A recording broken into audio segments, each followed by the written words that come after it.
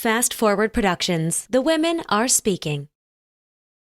Our vision overall is to farm in the image of the forests and to remediate the toxins that pollute our souls and our society and our soil, whether that's chemical leaching in our waterways or white supremacy and the capitalism and colonialism that it's feeding. We see all those as related to one another. We're trying to learn from the trees to suck out these toxins so we can actually be who we are and who we need to be. The trees are showing us how to do that.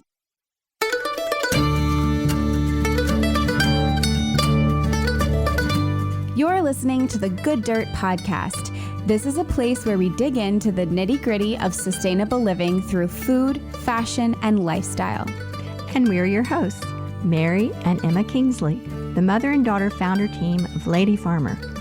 We're sowing seeds of slow living through our community platform, events, and online marketplace. We started this podcast as a means to share the wealth of information and quality conversations that we're having in our world as we dream up and deliver ways for each of us to live into the new paradigm, one that is regenerative, balanced, and whole. We want to put the microphone in front of the voices that need to be heard the most right now. The farmers, the dreamers, the designers, and the doers. So come cultivate a better world with us. We're so glad you're here. Now, let's dig in.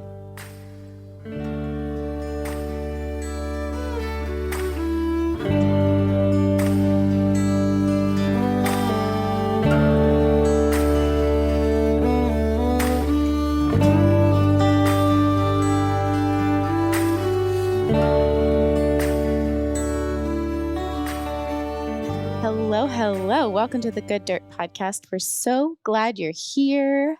Welcome new listeners. Welcome old listeners. Welcome young listeners, everyone. If you have never heard an episode of The Good Dirt, you're in for a treat. If you have and you were sent here by someone else, send them our love. We're just so glad that you're here. Did you guys know that we have a voicemail? We do. And we really like to hear from you. We also like getting emails from you. Trust me, you guys, if you write in or if you call into our voicemail, I'll give you the number in just a second. We see all of these messages and they mean so much to us.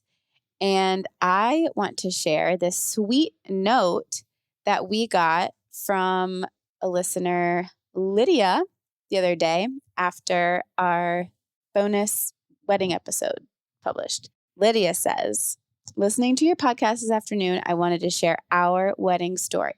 My parents have a large property that was once a working farm and we wanted to get married there.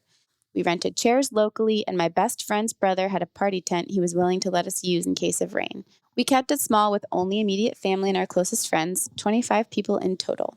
My husband's aunt is an ordained minister, so she performed the ceremony. I grew some flowers and bulk ordered what I couldn't grow and did all my own arrangements and bouquets and boutonnieres.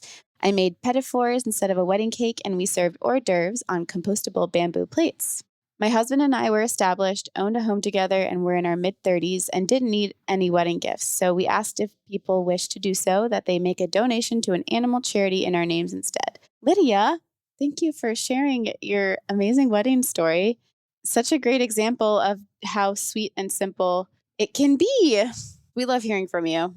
We just love the emails and we just love the voicemails. So yeah, we'd like to get some more of both. The voicemail number is 443-459-1950. That's 443-459-1950. And you can call and leave us a voicemail. And we'd love to play it over the air. So that would be fun. You could hear yourself. Anyways, Mom, how are you doing today? What are you up to? What's going on? Well, another beautiful spring day here. And I'm really excited because today, as of the day of this recording, today, not when you'll be hearing this, but the moon is in Cancer and it is a waxing moon. That means it's a very, very good planting day, according to the tradition of planting by the signs. This was a method that was practiced by a lot of the old timers that lived around when I grew up in the 60s and 70s in East Tennessee, in southern Appalachia. it was pretty commonly practiced around that time. And I would hear about these things about, planting in the arms or planting in the feet. Each of the zodiac signs is associated with a part of the body. And people had a method of doing it so that their garden would grow in abundance. So I didn't listen to much of it back then, but now that I'm an adult and have my own garden and I love gardening so much, I'm really interested in it. And I'm really interested in passing the tradition along, learning as much as I can about it. There's not that many people left that practice it anymore, but I have a few resources. And so I'm doing that. And so today, as I said, the moon is in Cancer and it's a really good planting day. So I hope after this, you too, Emma, will get outside and plant some seeds and maybe transplant some things around and get your garden going for this season. I think this is especially relevant for today because our guest today is also from Appalachia. He grew up in East Tennessee. Isn't that something? And Mom, where can people go look to check out like where the moon is? And as you just said, there's not a ton of information on it, but is there one place you could point people to? Oh, yes. I'm glad you asked that, Emma. Where do I find it? I go by the Old Farmer's Almanac and I check it every morning. I check the sunrise, sunset. I see where the moon is in the zodiac and I plan my garden around it. Now, this is just one system. There are other systems. There's biodynamic gardening. There's phenology, all those things. Also interesting. They're all a little bit different. There's some overlap, but there's a lot of differences as well. And I want to get on here on the podcast and talk about all this a little more. It's so interesting. So I'll make myself accountable and say, you can expect a bonus episode or two coming up that talk about some of these things in a little more detail. Ooh, that's exciting. Yeah. So yes, our guest today, Jonathan McRay, is a caretaker at Silver Run Forest Farm, which is a riparian nursery and folk school located in the Shenandoah Valley, Virginia, focusing on agroforestry, watershed health, and restorative justice. Jonathan helps tend the land there and teaches classes and workshops and is a member of the Soul Fire Farm Speakers Collective, where he's co-facilitated uprooting racism in the food system trainings. Jonathan loves the culture of land care and healthy community and supports that love with experience and education in agroecology and agroforestry, ecological design, soil health, plant propagation, and watershed restoration. We felt an immediate connection to Jonathan when we learned that he grew up in East Tennessee, like me, and he carries his deep affection for his Appalachian roots into his life and his work with the land. We covered a lot of ground in this conversation, pardon the pun, talking about the work at Silver Run Forest Farm and so many topics related to that. We enjoyed every minute of it, and we think you will too. So here's Jonathan McRay of Silver Run Forest Farm.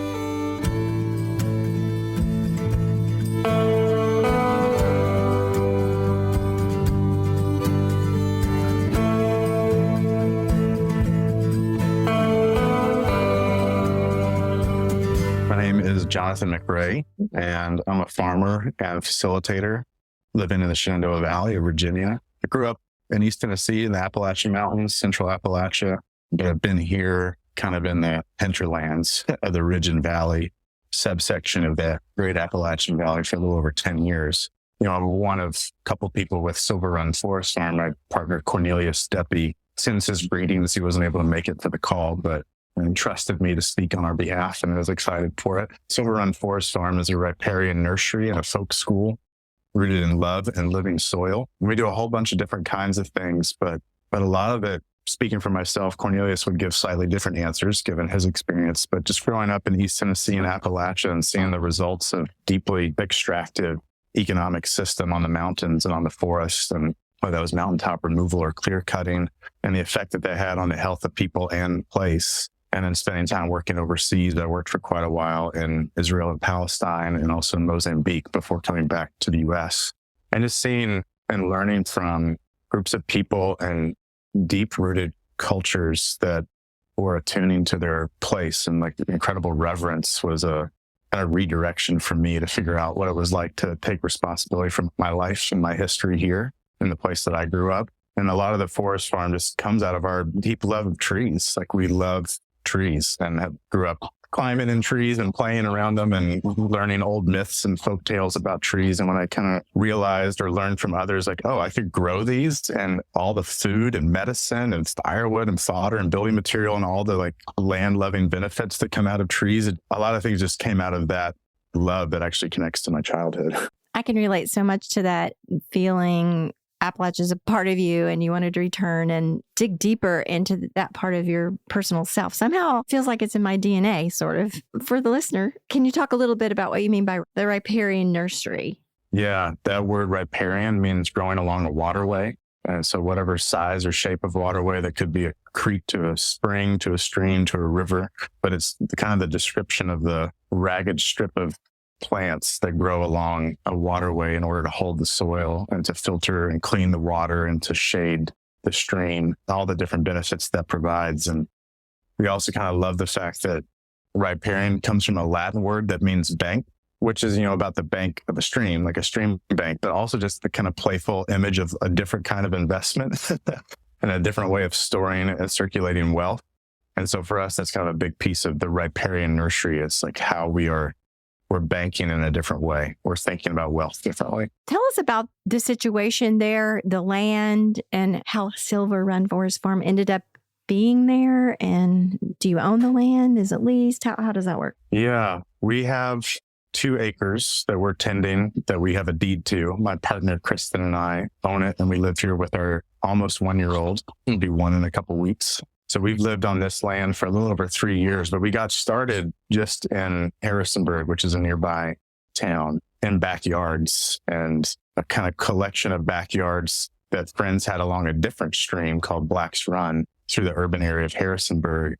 There was a community education center, sustainable living center, supportive home for friends who have been locked up or kicked out, have lived on the streets, folks that we know who have been trying to find safe refuge from war zones. So we had a community center called Vine and Fig that I helped start in Harrisonburg that's growing near downtown right along this stream called Black's Run. And that's kind of where we started. I had helped start this place called Vine and Fig. Cornelius had also worked there. That's how we met and kind of gravitated toward each other and our mutual love of trees and land-loving economies and cultures that have deep roots and movements for justice that try to rearrange things so it's actually possible to have all those things. And so we were just thinking a lot about stream restoration for Black's Run. That's been a very degraded, polluted stream. And then we could do that by planting food and medicine. So that was a big piece for us, was really wanting to take care of actually that specific location. And a lot of what the forest farm, we're looking to get access to public land along the stream that couldn't be developed because it was in the floodplain. And so we were imagining like an edible park, neighborhood park, and an arboretum that was going to be along a bike path right next to Salvation Army. So a lot of it was deeply, specifically attuned to that place. It ended up changing direction over the years, partly because we didn't get the access to the public land we were hoping for. And so the nursery kind of became the thing that made the most sense to us to revolve around. When the opportunity came to purchase this place a few years ago, we did that and are looking to turn it into part of a land trust, kind of a collectively owned practice of stewardship where Kristen and I aren't the ones that actually hold the deed. It's held by a number of people and can't ever be sold again, so it's protected. So that's kind of what we're moving towards with our spotty. Oh, that's amazing. Did you kind of create that model yourself? It just sort of evolved out of going for different goals? Yeah, I think it's kind of I wouldn't say we created it. We're kind of figuring out how we adapt those models to our spot. But there's so many great precedents, even, very ancient practices of the commons in so many cultures, including in ancestral European traditions of land. It's a very complicated and complex kind of stuff, but just like people had access to the basic sustenance and sources of life through very well regulated and communally decided practices for how to harvest and take care of a place. And so we're learning from that. And I think a land trust is kind of a modern attempt to recreate some of that. We've learned a lot from a group called Agrarian Trust that is really focused on decommodifying farmland so that it's actually affordable and accessible to people to steward. And so those are some of the models that we're learning from and talking with our neighbors here. We live at the foot of Massanutten Mountain, which comes down in the middle of Shenandoah Valley. And so talking to our neighbors about stitching places together to create a kind of patchwork of land trusts that's all protected and can't be sold again and would actually then be affordable for the next generations to use. That is super cool. How'd you end up in Kieseltown? I moved to the Shenandoah Valley a little over 10 years ago for grad school. I went to a program called the Center for Justice and Peace Building at Eastern Mennonite University. Did a master's in conflict transformation and restorative justice. So apart from farming, I'm also a mediator facilitate processes for restorative justice, which is a big part of how we think about the forest farm as well, and then help grassroots groups and organizations think through collective and participatory forms of decision-making and ownership processes so that everybody who's affected by a process is a key voice in how things are done. That's a lot of the other stuff that I do along with farming and kind of integrating those things together. And that's what brought you to the Middle East to do your work there? That was kind of like partly what inspired me to get into that sort of stuff. But yeah, going to the Middle East way back, my granddad was an archaeologist. I spent a lot of time there. And then I had ended up working through family connections, working as a journalist in the West Bank and also working with Center for Folks with Developmental Disabilities outside of Bethlehem. And so doing a whole lot of different things over many different years and periods of time, but was so animated and kind of shifted, in the relationship with land tenders and stewards and seeing these ancient olive orchards and mixed herds of sheep and goats, that this very, very old practice of silvopasture that a lot of people are getting excited about now. And it's like these folks have been doing that for thousands of years on these gorgeous terraces. And so that was a huge redirection for me, and seeing that practical love, not just a sentiment, but something that was all about nurture and care. And I wanted to know what that looked like for me where I grew up, and what my responsibility to that place is. So this was about 10 years ago when you were overseas, or more than that? It was more than that. I've been back a few times, but some of the main stints were back in 2008 and 2009 to 10, and then periodic visits since then. But when I was working as a journalist in nonviolent direct action, and then also with this Center for People with Developmental Disabilities, how long ago would that be now? 14 to 15 years now. Oh, wow. That was when you were 10, right? Yeah, exactly. Yeah. So since you were over there observing all this and developing these ideas for yourself, and you come back here and you start applying these principles and these values to the land that you found and have established as your place of practice, boy, there's been a lot of growth in these areas and in public awareness of these issues. And you were thinking about and observing and studying restorative justice. I want to hear about how you apply that to the land there that you're on. I'm sure that's a central part of your work. Yeah, absolutely. Thanks for that question. Part of the experience for me coming into grad school was really desiring, I have the sense of the things that have gone wrong, or the sense of systems and structures that are holding so much harm and violence in place and continuing to land and to people. What am I going to do about it? How do I participate? And restorative justice became a framework and kind of a way of seeing. It was so useful to me that in many ways, restorative justice starts with some key questions. What's happened here? What actually happened? Let's just be open and curious about what happened. Who was hurt? Whose responsibility is it to make that right? And then what are the ways in which they've been hurt in different circumstances? Who all needs to participate in the process to bring healing or accountability to this? What are the root causes of this situation in the community and in the society or the economy? And what is the vision that we desire to kind of keep this from happening in the future? It's kind of a list of questions. I love that curiosity. And those same questions feel to me, it's deeply applicable to land and our relationship to land as they are between humans, and that's always related to each other. It's not actually possible to segregate that out anyway, even though we like to divide. Here's ecological or environmental concerns, and here's social concerns over here, but they're always the same. So I think that was a huge piece of just asking those questions, coming to a land and saying, what's happened here? What's growing here? Who's living here? Who's been hurt here?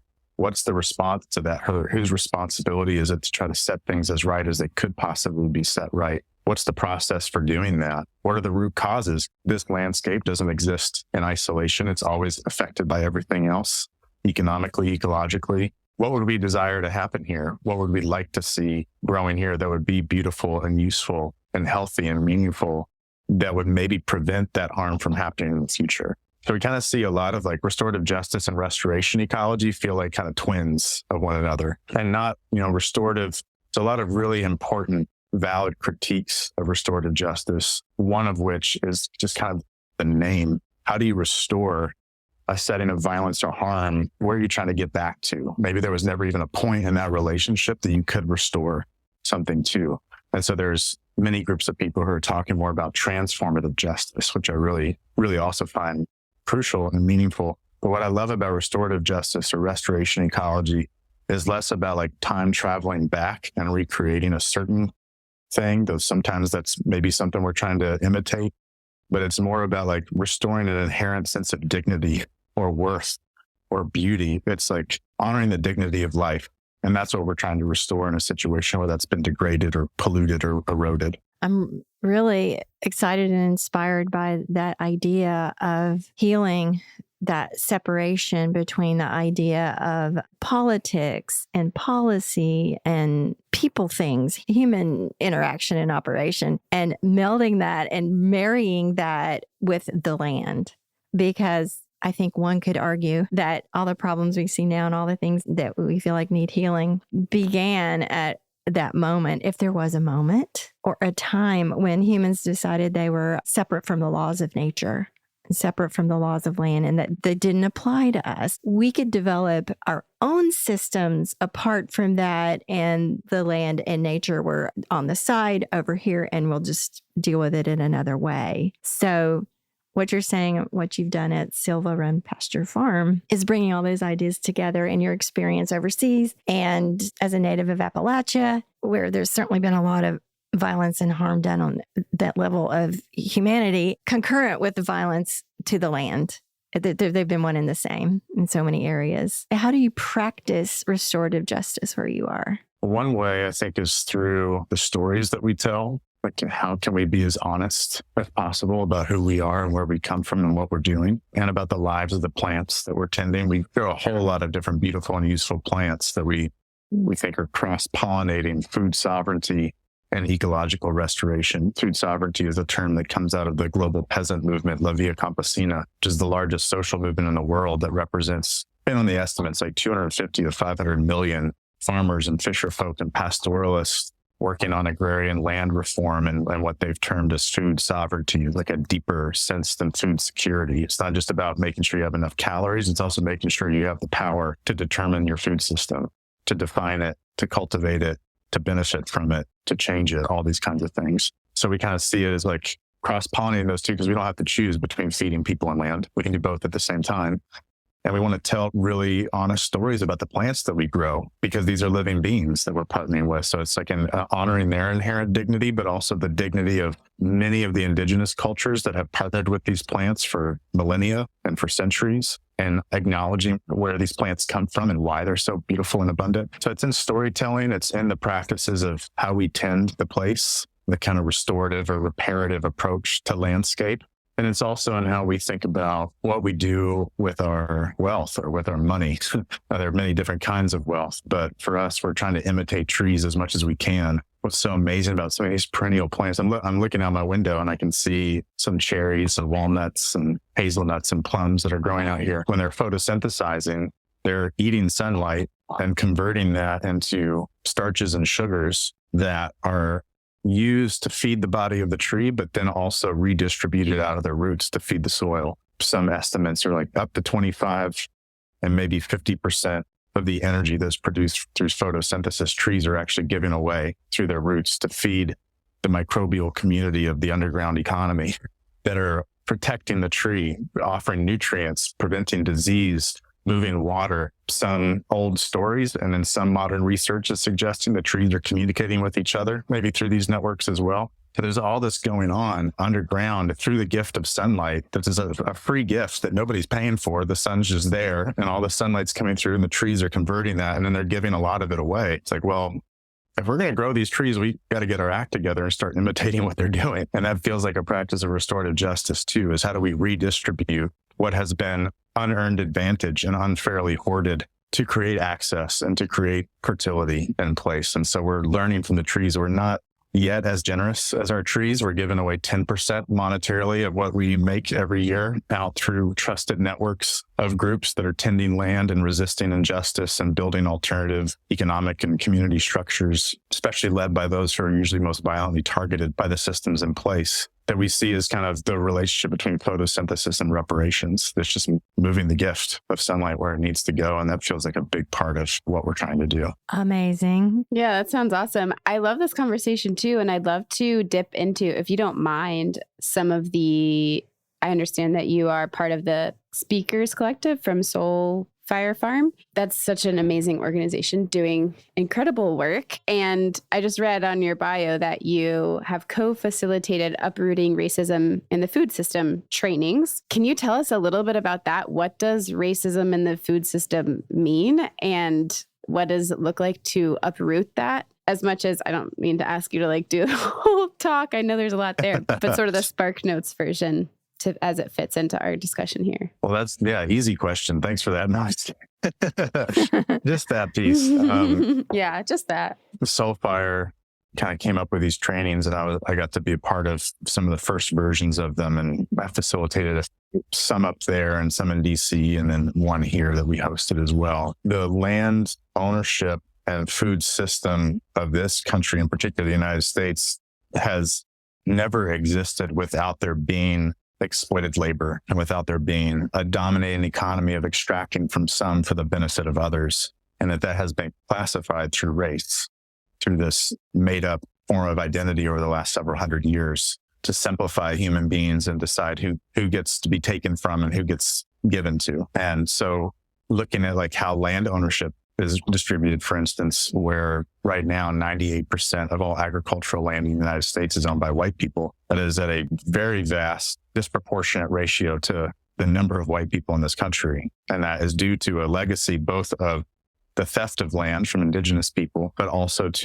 as part of policies on the part of the government, but then also to discriminatory loans on the part of the USDA, of the United States Department of Agriculture, where many Black farmers and other farmers of color couldn't pay back the loans because there was also not the same access to markets or support for Black farmers. And so they would have to default on their loans and their land would be taken away. And even without there being any major government redistribution of land as an act of reparations after the official end of chattel slavery, the 13th Amendment of the Constitution still allows other forms of slavery, like if you're convicted of a crime, you're still considered legally a slave in the United States. But after the Emancipation Proclamation, there was some talk among some circles about, the 40 acres and a mule model of redistributing land. And that didn't happen. What ended up happening was actually paying reparations to enslavers, to the slave owners who got a lot of money for their economic loss of their forced labor. And despite that, by 1910 and 1920, Black people owned somewhere between like 14 and 20% of farmland in the United States, which is about on par with the proportion of the population that Black people comprised, which is kind of incredible. That was happening through organizing, through community-led efforts, through alternative loan options. Like instead of going through banks where many Black people weren't allowed to invest, they were doing community lending circles and saving money, saving from extra jobs, and then buying land. And then over about a 60-year process, by 1970, Black farmers had lost somewhere between 90 and 95% of all that farmland, partly through racial terrorism of the KKK and other groups of people. So people were fleeing their land for their safety. And that's part of what we call the Great Migration of Black people, other people of color leaving the South and going north and going west. And that was partly happening as fleeing from lynch mobs and from racial terrorist groups, but also from these discriminatory practices of the USDA. So there's all that, so much more detail to that, but some that violent history, but also the resistance, also those lending models, also like the creative things like the fact that the whole idea of a CSA, community supported agriculture, where people invest up front into a farmer to support them to have a direct market. That came partly from Booker T. Watley, who was a Black farmer and technical advisor at Tuskegee University in Alabama, kind of out of a desire to support rural Black farmers who didn't have access to markets. It was a creative alternative. So all these really beautiful forms of what are getting called regenerative agriculture now, or sustainable agriculture, often come from the traditional ecological knowledge of indigenous people and the very practical survival skills of Black folks and other people of color to make it work on the land. And so these trainings were partly just about that history, and then organizing, like we need to know that history. Let's tell the truth and be honest, but then also kind of imagine based on that, what do we organize? How do we change things? What would different systems look like? Yeah, that's some of where those trainings were coming from, what they're trying to do. That's awesome. Thank you for that. That's very helpful and succinct to really put it in context. So I guess a follow-up question to that would be, what is the sort of where do we go from here? What does that look like now? We literally just asked someone in an interview yesterday, an amazing Black farmer here in DC. We were like, what do we do about this? What do we do about the fact that only rich white people can afford your CSA? And she's like, that's not really like my problem to solve. Like, I'm just a farmer. Right. We were like, so yeah. And I love what you were saying before about like, whose responsibility is it and where does that fall and who gets to talk about it and who gets to think about it and who has to do something. So I'm just interested in your thoughts about that. Yeah, man. Another easy question. Yeah.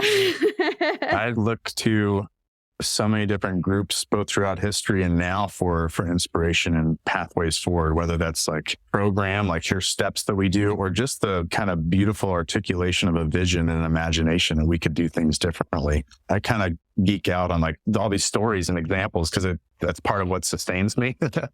There's a abolitionist organizer and writer named Mary Kingsley who says that hope is a discipline. Hope isn't just a feeling, it's a discipline. And I feel like part of the discipline for me to stay hopeful is to seek out these voices and learn from them. Soulfire Farm is one example, has policy proposals that they're working on with other people. There are many indigenous organizations, led groups that also have proposals, especially the land back movement that's happening right now. Those are the groups that I look to and learn from as like, we need different scales of change. As an individual, where I'm never actually operating alone, I'm always in relationship with others. What can I do within my sphere of influence, given the power and leverage and access that I have? But then what happens when I network up with other groups to change at a different scale, and kind of seeing those different fractals of change feels really crucial to me. So I don't know that I would have like, here's my 10-point plan personally for how we do it all. That would feel a little assuming on my part, but I think learning from others and then practicing like here in this place in Kieseltown in the Shenandoah Valley and radiating out, what could we do?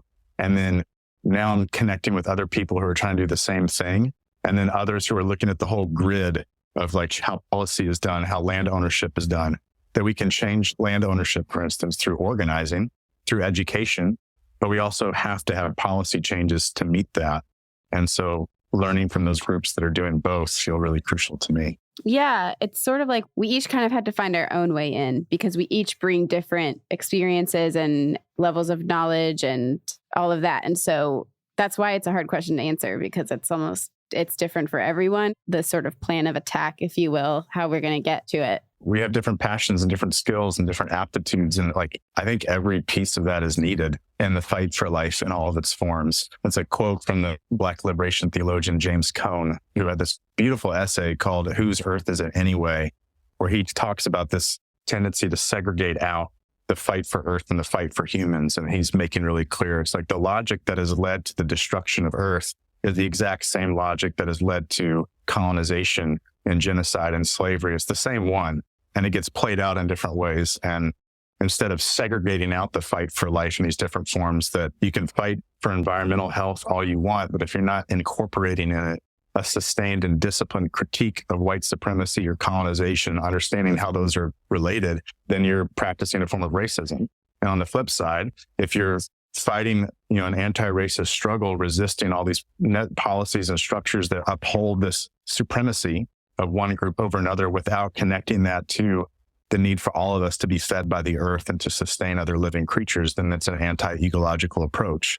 And what we need to do is integrate them into the fight for life in all of its forms. I love that phrase. It's been really helpful for me. It's like the land is a metaphor, the land and how it operates and how it has evolved with its own sense of balance and equity and justice for living things, the earth. It's a metaphor to the direction we want to go.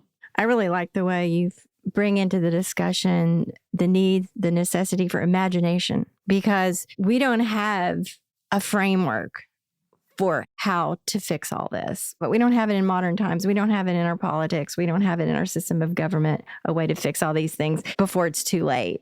Those things are moving very, very slowly. In this type of work, we understand the value of imagination, because when we imagine things and envision things and we're passionate about them, then they begin to show up. So I have a couple of things to say, not necessarily in order, but first of all, have you heard of acres of ancestry? Yeah, I have. Okay, so you know about them. I just want to make sure. Have you heard of a book called The History of the World in 7 Cheap Things? You know that book? Yeah. Yeah. Oh my gosh. Oh my gosh. So I teach an undergrad class called Environment and Society, and I use sections from that book. It's so good. She brings it up almost every interview that we have. Yay. I'm so glad to hear that. So good. Well, not almost every, but I do bring it up very frequently. You should I bring talk it up about that. as much as you want. That's so good. Yeah. You know, if you want to understand how we got here, it's just it's a good, accessible outline of here's what happened, folks. Absolutely. And really quickly, Mom and Jonathan, for someone who's listening who might not have heard the other times Mom mentioned it, what are the 7 cheap things? Just, it's always interesting to go over them. No, let him read it because I get messed up when I try to recite them. I get too excited. Yeah. No, they unroll together in such good ways. Nature, money, work, care, food, energy, and lives. That these are the 7 cheap things that have made our world and will shape its future. You know, for them, like they're starting with this arbitrary division kind of in the 16th century in Europe between nature and society, where those words were given a different organizing power for their natural things that are not human in their society, and dividing people into categories based on that. The European elites were the social people, and then everybody else, women, people of color, indigenous people, are all natural and therefore more debased. And I think that's part of, what we're naming, or what James Cone is talking about, is a lot of violence and oppression and extraction comes from a form of human supremacy against the rest of life, against the rest of Earth. That tendency towards categorizing or classifying who is better or superior starts to then splinter out all these views of humans, whether that's through gender or race, and then class structures of who has more wealth. But a lot of that is rooted in the tendency of some humans throughout history to view humanity as the superior creature on this planet. Yes. Like at some point we decided the rules of nature didn't apply to us. And I got my head around that concept when I read Ishmael by Daniel Quinn. I don't know if you've read that one. So that's also another sort of a more storytelling way of understanding, kind of how we got here. But in The History of the World in 7 Cheap Things, I think one of the most staggering realizations of that book to me is that early on, when these things were established, women were designated to the realm of nature, and nature had already been debased. So the very creative segment of humanity that propagates the human race was shoved over there. And that was a cheap thing. And so we see that now, and, how we don't value childcare. We don't value education. Women are always fighting for fair wages and all this, like very, very deep in the human psyche, that the role of women belongs to a category that we don't value. That's a huge little thing. Thank you for saying that, Mary. Yeah. That's like the heart of so much. Yeah. I want to circle back around to Silver Run Forest Farm. You speak of your nursery as a reflection of social change, and you also talk about letting the plants tell their story. So I wonder if you could tell us some stories that sort of answer the question of how the nursery is a reflection of social change, or just tell stories. It's okay, whatever. I love that. Yeah, thanks, Mary. I get very pun-based when I start talking about trees, so forgive me, everybody. Everything morphs into everything else, so it's hard to avoid it. But I think we're still growing into this vision of social change and what that could look like. But I think something about the image of a nursery where we're propagating power, we're propagating fertility to give away. Like the whole point is for it not to stay where it is. It's for it to move and recirculate, is a really kind of exciting vision of social change to me, that we're preserving old varieties of stuff, but we're also cross-pollinating and experimenting with new ones. If we're planting from seed, that's a new variety that's coming up, that's been created through the cross-pollination of flowers. Or if we're cutting a first-year growth off of a bush or a tree and sticking that in the ground, we just copied the information, the body of that tree, because we want to preserve that, because we think it's amazing. And so a place of like deep fertility where we're building the soil, we're building the memory, we're building the wealth of soil in one place by propagating all these different beings that are then going to spread out and do their good work elsewhere. It kind of feels to me like a model of social change that fits a little bit closer to how I think social change happens. So we don't just change everything at one time. We're not omniscient. We're not omnipresent. We can't be everywhere. So how do we focus in a way that also spreads it out and connects with other things that are happening? So we're really excited about seeing our nursery and then connecting with others as hubs, as seed banks, as repositories or way stations along the way that are all connected kind of through the radical underground, where we're building up what we need in place to just move. It feels really exciting, and a vision that like gives us something actually very proactive to do that isn't just narrowed. It's not like we're just saying this is what's important right here in front of us. It's like we're doing this so that it can circulate and spread. Yes. You spoke of it in terms of a pun. I think it's huge metaphors. And metaphors are really valuable, I think, of communicating, because metaphors speak to our unconscious more, I think, than just like saying maybe facts or. And our kinship too. Like, yeah, I think our subconscious reason, but our kinship with other life, like metaphor helps us translate that difference. And like, actually, I have a lot in common with these plants, and metaphors help me access that relationship. Absolutely. And to heal that division, that separation of humans and the rest of the living world, that we've all been like just sort of operating in for how many thousands of years. And so here we are wondering, wow, what do we do now? But do you have any specific stories about a plant or a tree or something? I don't know. Just, and if you do, you do or don't. But if you do, please share. Oh, yeah. There's so many. If folks are interested, our nursery website or nursery page, each plant is full with pretty vivid description of our plants. So we're trying to tell these stories as meaningfully and beautifully as possible about who they are and where they come from and who has cared for them. The one that's kind of springing in my mind right now is just one that I've loved getting to know is honey locust on this tree. Such a beautiful, powerful tree that a lot of farmers especially get nervous about because it spreads to the roots. So it suckers, and it typically has pretty massive thorns, like that were used to be used for nails. So for people's feet and tractor tires, folks get pretty nervous about it. But the honey locust is so named partly because it has these very long pods, kind of like bean pods that have maybe between 6 and a dozen seeds sometimes, but this kind of green goo is in it. It's a sugar source. It's a sweetener. And honey locust, kind of its evolved ecological niche is upland, kind of rocky, sandy ridges and slopes. But where it's often found, particularly in Appalachian now, is in lowland, wet, green, lush riparian zones. Very different from its evolved niche. And there was an ecologist, I'm blanking on his name, we have this all on the website, but he noted that anywhere he found a planting or a grove of honey locust, he was within stone's throw of an archaeological site of a Cherokee village in North Carolina. And he started wondering, he's like, there's definitely a connection here. There's certainly a connection here. And so he got permission from the Eastern Band of Cherokee, from the Eastern Nation in North Carolina, to work on tribal land. He got permission from the National Forest to do all these studies. And he found this exact relationship between archaeological sites of historic Cherokee villages and honey locust groves. And what he realized is that honey locust is now growing outside of its evolved niche because of the partnership the Cherokee people have had with honey locust, where they were growing and propagating this tree intentionally as a sugar source, where they could dry out and store the pods and the sweetener as a form of sugar.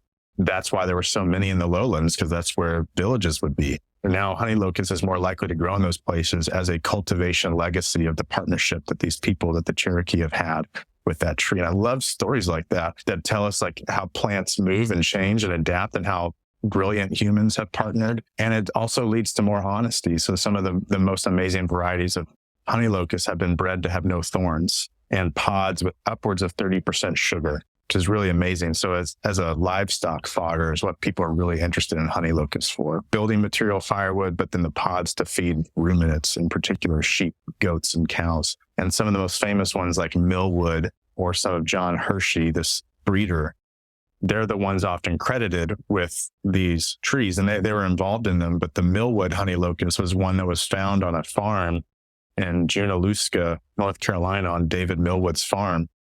And then it was propagated, it was grafted. But that town is right near Cherokee, North Carolina.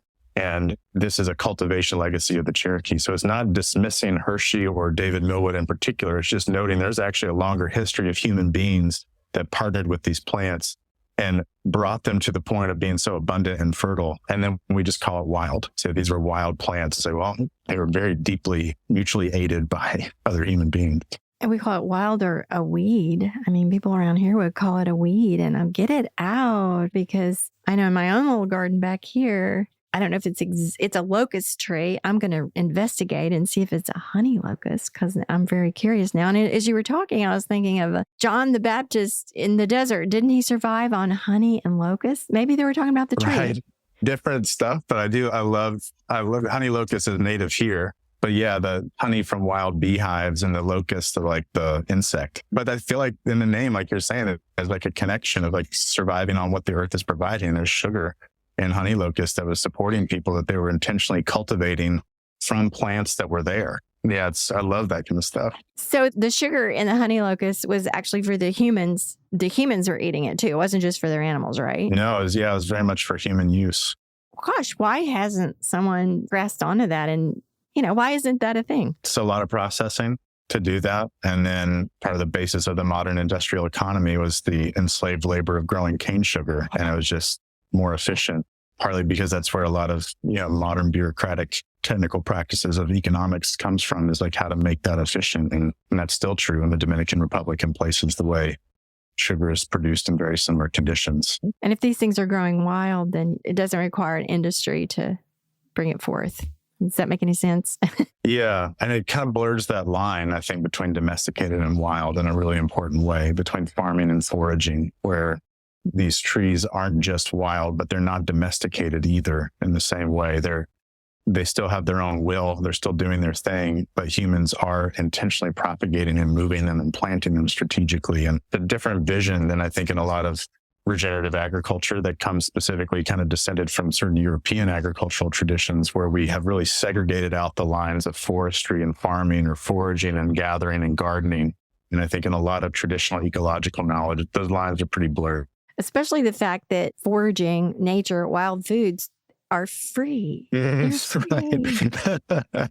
There's no money to be made in that. And of course, now there's too many people on the earth to forage and, to sustain all beings. But that's the way we started out. You didn't have to buy your food way back when.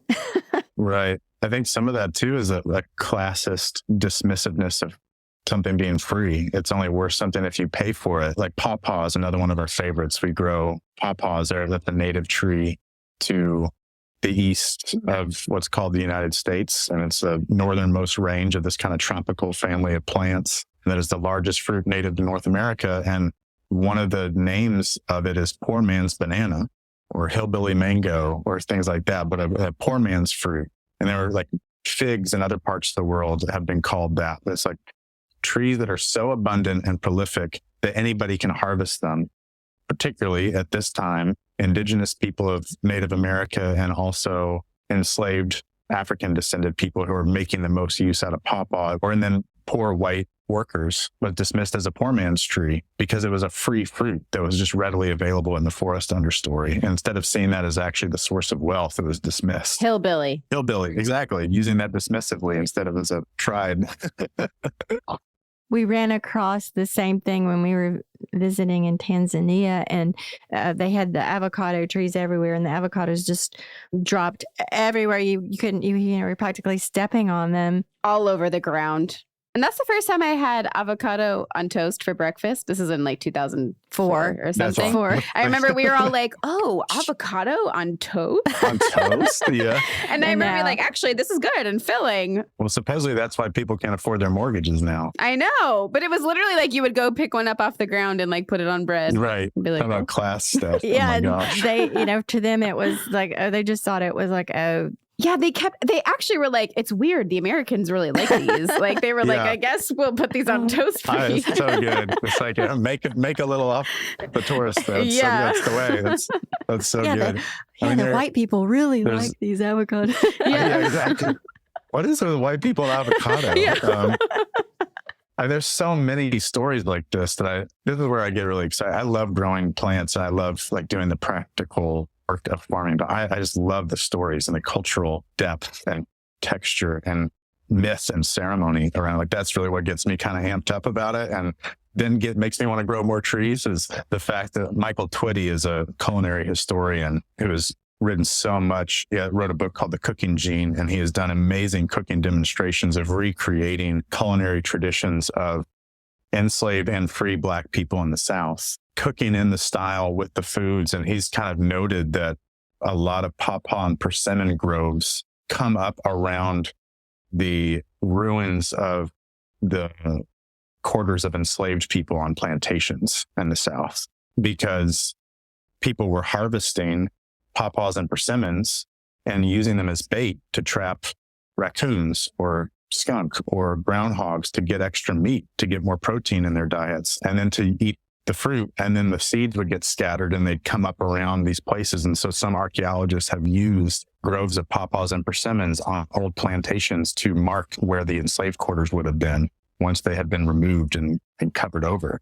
So using, kind of a detective style, like learning from the growth of the trees. Where we grew pecans one year. We're still trying to find a good seed source around here for pecans. But I was reading a book about just some detail about pecans, and it said that this nut became really big and kind of became an agricultural enterprise in the 19th century in Louisiana.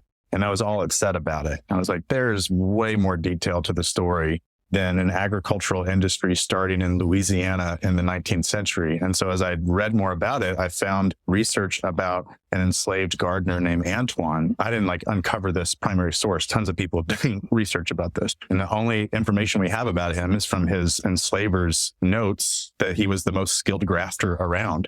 And so he grafted the 8 or 9 varieties of pecans that became the staple, the very foundation of the pecan industry in the South. He's the reason why, because of his skill and his knowledge. And that some of these famous white nursery people may have learned from people who learned from Antoine, John Hershey, and some of these other people. And it's just one of those stories that's not talked about. It's incredible. It's an incredible story. Yeah, it's part of the whole truth. And that reminds me of the whole thing about indigo. Indigo was brought by the African slaves. Absolutely. It made all these people in South Carolina just incredibly rich. And it's actually credited to this white woman. Right. Yes, she gets the credit. Yeah.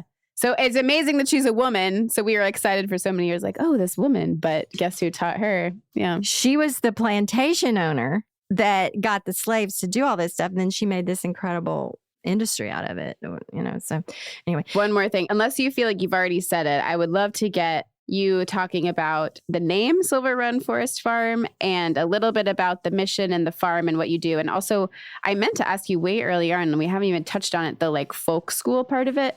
So maybe just take a chance to introduce Silver Run Forest Farm, and then we'll wrap up. Cool. No, that sounds great. I mentioned this piece earlier, but Silver Run Forest Farm is a riparian nursery and folk school rooted in love and living soil. And for us, those roots, we think about them sprouting out in 3 key ways. It's agroforestry, watershed health, and restorative justice. Agroforestry that we see as just farming in the image of the forest, is tending trees for the benefit of food and medicine and all the different gifts that they can offer to humans. Watershed health we see as a way of tending a place that's defined way more by the shape of land and the flow of water than by capitalist real estate values and settler colonial property lines. And restorative justice as a way of tending to the effects of harm and injustice through accountability as a kind of gift, and by restoring the inherent dignity of life through how we're seeing our relationship to a place and to people. So all that's kind of a form of tending. We just like the kind of gentle, nurturing sense of being tenders. The main way that looks for us is as a nursery. We're an agroforestry nursery that we propagate thousands and thousands of trees and other plants every year that are beautiful and useful in so many different ways, that are cross-pollinating food sovereignty and ecological restoration, as I said, because we just don't have to choose between feeding the earth and feeding humans. There's so many different plants that we grow and that we offer. And then the folk school, trying to learn what we need to know to be who we need to be for this time of the world, through crafts, through skill, through stories, through kind of a framing called popular education, not popular in the sense of celebrity that's the most known, but popular as education of the people and for the people. And so a lot of what that's looked like is actually just meaningful conversations while people work with us. Folks come and hang out and help us in the nursery, or we make a lot of chestnut and acorn flour. So while we're harvesting and processing flour, which is another of our visions, to kind of have like a community nut depot, similar to olive oil presses in the Mediterranean, the Middle East. And so just while people work with us, we have really meaningful conversations about our life and what we want to be and what we want to do. And that's also looked like specific workshops. We've done propagation workshops, particularly like Propagate Power, where we make the connection between propagating plants and propagating liberating forms of power through organizing and through community economies, what we can learn from plants and how to do that. We've done pruning and grafting workshops. We've got 2 grafting or pruning workshops coming up with different groups. And then we host people who have so much knowledge and skill and kind of a beautiful sense of teaching. We're really intentional about who we invite in, but we've hosted others to teach workshops. We've done silvopasture trainings. In March, we're going to have a coppice agroforestry workshop with Mark Krawczyk, who just wrote the book, Coppice Agroforestry. But coppicing is one of these incredible ancient cultural practices of tending to trees from all over the world, but there's so much knowledge about it in Europe and in England in particular. But cutting trees to the ground, to a stump or a stool, and allowing the tree to do what it wants to do, which is resprout and multiple stems. And then on different cycles of rotation, maybe 5 years, 10 years, or 50 years, depending on the size of the tree you want to get, then you harvest again and then let it regrow. And you can theoretically keep the same tree alive indefinitely by sustainably harvesting usable material while keeping that tree alive. And so we're going to host a training on that as well. So many different things we've envisioned doing. I feel like we're still growing into that quite a bit, but in the nursery, our vision overall is to farm like the forest, to farm in the image of the forest, and to remediate the toxins that pollute our souls and our society and our soil, whether that's chemical leaching in our waterways or white supremacy and the capitalism and colonialism that it's feeding, that we see all those as related to one another. And so more remediating, I think, than uprooting. We're trying to learn from the trees to suck out these toxins so we can actually be who we are and who we need to be. The trees are showing us how to do that, teaching us the economic structure, teaching us how to share, how to grow. Looking at trees, they're very multifunctional beings. They're doing all these different things just by being themselves instead of multitasking, which would be like doing all these unrelated things and then stressing out about it. But just by being themselves, there's all these incredible cascading, multitudinous gifts that come from them. And could we be like that a little bit economically, agriculturally, culturally? We're learning from them that way. And then, in the sense of being as generous, both redistributing money, but also giving away as many trees as we can. We give away thousands of trees every year in partnership with different land trusts, nature preserves, gardens, nurseries, and in particular, groups of people kind of in the language of the Northeast Farmers of Color Network, folks who know that regeneration and restoration depends on reparation and rematriation, that these are deeply co-created realities. So we have worked to support indigenous land back efforts through trees or Black-led farming efforts in moving trees. We've kind of jokingly called that our own version of a CSA, but instead of a community-supported agriculture, it's a community solidarity agroforestry. I love that. Yeah. We have ways for people to support that, either as one-time gift or as monthly recurring donations on our website, where we'll take people's carbon cash siphoned to us as a form of mycelial mutual aid, and we'll turn that money into free trees to give away to other people based on the trusting relationship that we have with folks. Adrienne Marie Brown is an amazing writer and facilitator who talks about moving at the speed of trust. And we're trying to grow trust by growing trees. They feel like a similar speed, which can be fast sometimes and really slow other times. And so it's kind of based on the relationships that we have, and trees are facilitating some radical underground economic partnerships with other people. And there are ways for listeners or others, if you can buy trees from us, or if you don't need trees, or if you just want to pay for people to have trees, you can move money our way, and we will give away as many trees as we can. It's not dependent on the amount of money that comes in. We're going to give away whatever we can, and we'll still redistribute 10% of any money that comes to us. So every chance we get, we're trying to siphon off money and plants the way ecological systems would. That's awesome. Yes. So happy to know about y'all and to spread the news on the Good Dirt. We have a couple more questions. These are things we always ask our guests. The first one is, we talk a lot about slow living on the podcast. So just wondering what slow living means to you. I think for me, what's coming to mind is more seasonal living, that there are slow seasons or even slow times of the day, but then faster, quicker paces depending on need and timing. I think it's kind of like, an adaptive sense of time, not allowing my sense of time to be fully dependent on market calendars. Or the clock. Or the clock. Absolutely. Which is made up. Which is totally made up and very recent. And the lunar and solar sense of time being much more hospitable and expansive, that allows for both fast and slow depending on the need. And I think that, what I was just saying about moving at the speed of trust that Adrienne Maree Brown says, that is not always slow, but it's intuitive and it's intentional.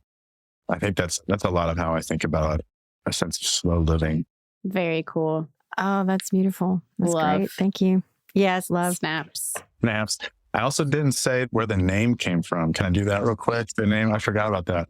Yeah. Silver Run Forest Farm is kind of a confluence of several streams of thought, really. We were originally named Black's Run Forest Farm. We were in Harrisonburg because we were right along Black's Run, this creek that flows for about 11 miles north through the city of Harrisonburg and then south. And it's all part of the South Fork of the Shenandoah watershed. And it was done very intentionally to honor that stream that has often been pretty beat up and degraded, and like pull in a sense of care and abundance around that creek. But then when we moved out here rurally, we still take care of things in town as well. But when we moved our site rurally, we also wanted to include Cub Run, which is the creek we're along now, in our name. And so we wanted a slightly bigger watershed name. But we also were realizing as we became a little bit more nationally known, as more people were finding us and knew who we were, some people were getting either confused or really excited by Black's Run Forest Farm and then finding it was several white people doing it because they didn't have the local watershed geography. They didn't know the place. And so that felt like a really appropriate name shift. So it was a little bit clearer geographically and racially. So Silver Run actually came out of a conversation with a friend. I was noting that one possible origin of the word Shenandoah, there's still not very clear etymology that I can find.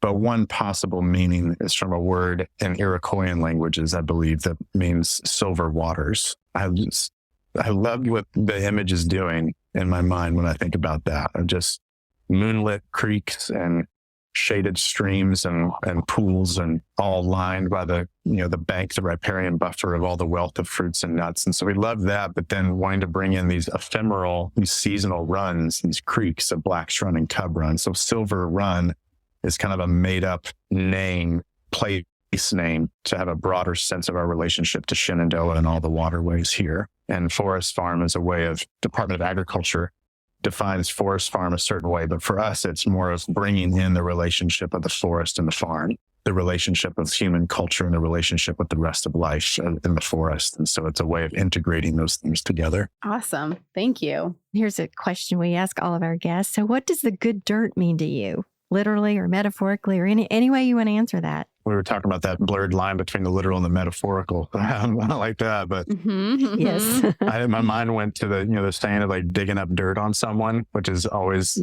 kind of a negative thing, but like, let's dig up more good dirt on people.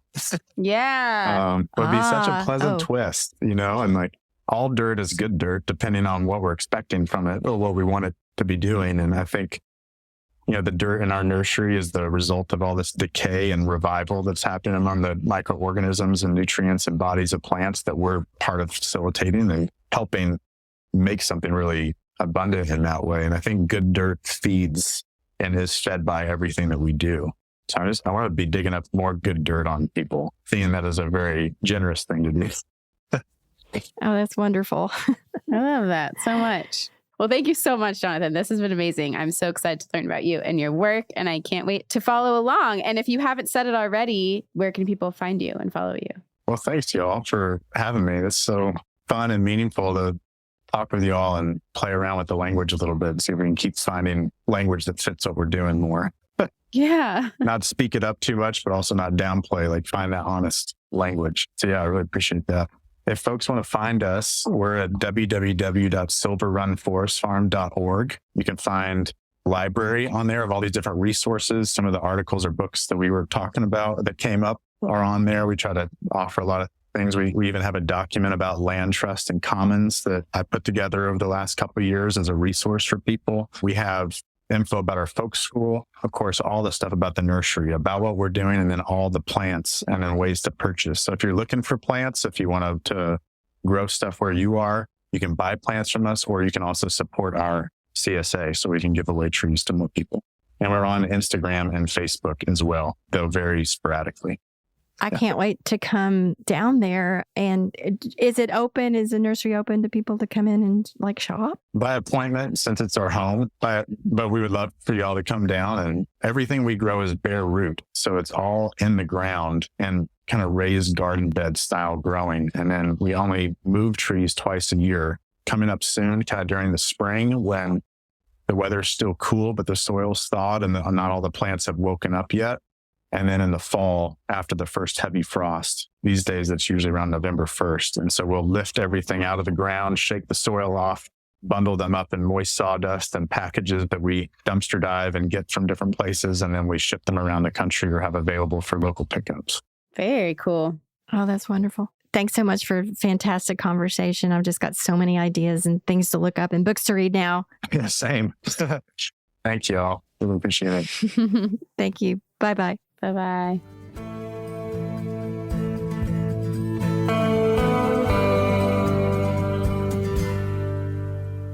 Thank you for tuning in, calling in, and spreading the good dirt. We love hearing from you. You can reach our listener voicemail at 443-459-1950. That's 443-459-1950. You can find this number in our show notes and in our Instagram profile. This show is produced by Lady Farmer, a slow living lifestyle community, and the original music is composed and performed by John Kingsley. For more from Lady Farmer, follow us on Instagram at We Are Lady Farmer. That's We Are Lady Farmer. Or join us online at www.ladyfarmer.com. We'll see you next time on The Good Dirt. Goodbye.